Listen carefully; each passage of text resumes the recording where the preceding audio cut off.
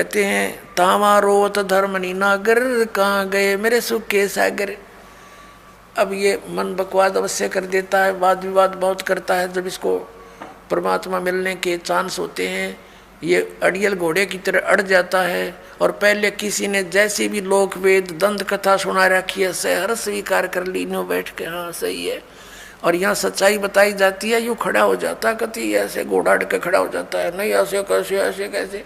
और जब सारा डंगा इकट्ठा करें फरे थे, कोई कुछ भी कह देता था वो स्वीकार्य था, क्योंकि इसको पता लग गया कि यहाँ तो इसका कल्याण हो जाएगा। इसलिए सैकड़ों खरपतवार भर देता है, खुरापात भर देता है, खड़े कर देता है। लेकिन ये समर्थ है परमात्मा, हमारा परमात्मा मालिक है, ये कोई भी शंका इस मन के नहीं छोड़ेगा, आखिर में इसकी देह ही तोड़ेगा। कहते तावालीन बहे निर्वाणी, मगन रूप साहेब सैलानी। तावा रोत धर्मनी नागर, कहाँ गए मेरे सुख के सागर। फिर रो रहा है और कह रहा है कहाँ गए सुख सागर। भूल लगी जाता हमसे, मैंने बहुत वाद विवाद कर दिया।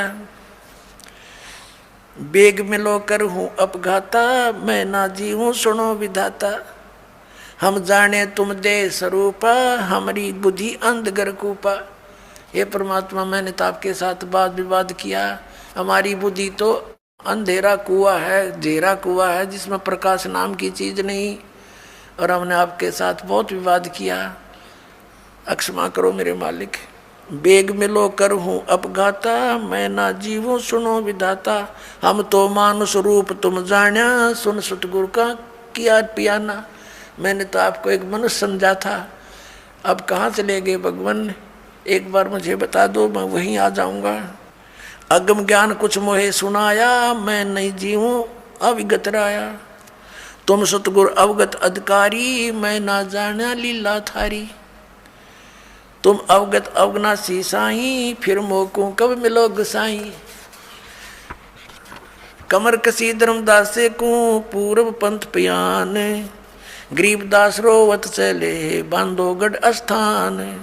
कल्प करे और मन में रोवे, दसों दिशा को वो मग जो है। कल्प करे यानी कल्प रहा है, कल्प रहा यानी तड़फ रहा अंदर अंदर, और कल्प करे और मन में रोवे, और दसों दिशा को वो मग जो है। दसों दिशा को देख रहा है, कभी पीछे आगे। भगवान कहीं छुप तो नहीं रहे, यहीं आसपास तो नहीं छुपे बैठे हैं, और मिल जाए तो मेरी बात बन जावे। कल्प करे और मन में रोवे, दसों दिशा को वो मग जो है। चारों तरफ देखा, कहीं ऊपर तो आकाश में तो नहीं है। तो इस तरह वो अपने घर आ जाता है। अब घर पहुंच गया तो उसकी पत्नी बड़ी धार्मिक थी। उसने पूछा कि भगत जी कैसे वापस आ गए, आपने तो अभी बहुत समय लगाना था, आ गए आप 15-20 दिन में, 10 दिन में। आपका तो 2-3 महीने का टूर प्रोग्राम था, कई तीर्थों का चक्कर था आपके। और धर्मदास रो रहा है, बोल नहीं पा रहा। ऐसा वियोग हुआ हमसे ती, जैसे निर्धन की लुट जा खेती। इतना दुख हो गया उस पुण्यात्मा को भगवान के भी छोड़ने का और अपनी नादानी का, कि मैंने जुल्म कर दिया वाद विवाद करके, अनमोल रतन हाथ से खो दिया। अब इतना बुरी तरह रो रहा है, जिस बालक के माता पिता दोनों मर जाते हैं, और टक्कर मार मार कर रोता है, जुबान बंद हो जाती है। ऐसी स्थिति में घर पहुंच गया, आंसुओं से सब कमीज भीग गया। उसकी पत्नी ने सोचा भगत जी बोल नहीं रहे, क्या बात है। और इतना शीघ्र आने का कारण उसने स्वयं अपनी बुद्धि से सोचा कि लगता है इनका किसी ने धन लूट लिया। जो पैसा यात्रा में लेकर गए थे खर्च, वो किसी ने जिसका ठग लिया, चोरों ने चोरी कर ली दिखे। और इसलिए रो रहा है क्योंकि आमनी देवी जो श्री धर्मदास जी की धर्मपत्नी थी, उसको मालूम था कि मैं थोड़ी सी कंजूस हूँ, और भगत जी धर्म में दोनों हाथों से पैसा खर्च करते हैं। तो आमनी देवी कई बार टोक दिया करती थी कि धर्म हिसाब का किया करो भगत, बच्चे भी पालने हैं। जबकि धन की कोई कमी नहीं थी उनका, एक नेचर हो जाती है हमारी। तो उस आधार से उसने सोचा कि कहीं भगत जी इसलिए रो रहा हो कि मैं ही टोका टाकी करूँगी, इसने नाटूंगी कि और पैसा ना ले जा, बतेरे हो गए तेरे धर्म कर्म, तो इसलिए रो रहा हो, कहीं मेरा काम अधूरा रह गया और यही बना नकुर करेगी, मानने को नहीं।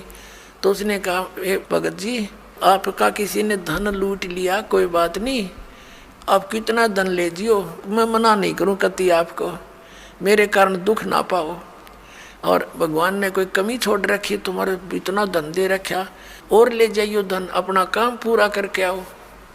अब वो रोता रहा और उसकी सुनता भी रहा बहुत बुरी तरह। काफ़ी देर में जाके उसका हिचकी बंद हुई, धीरे धीरे रोता हुआ कहने लगा कि आमनी, यदि ये भौतिक धन मेरा नाश हो जाता मुझे कोई दुख नहीं था,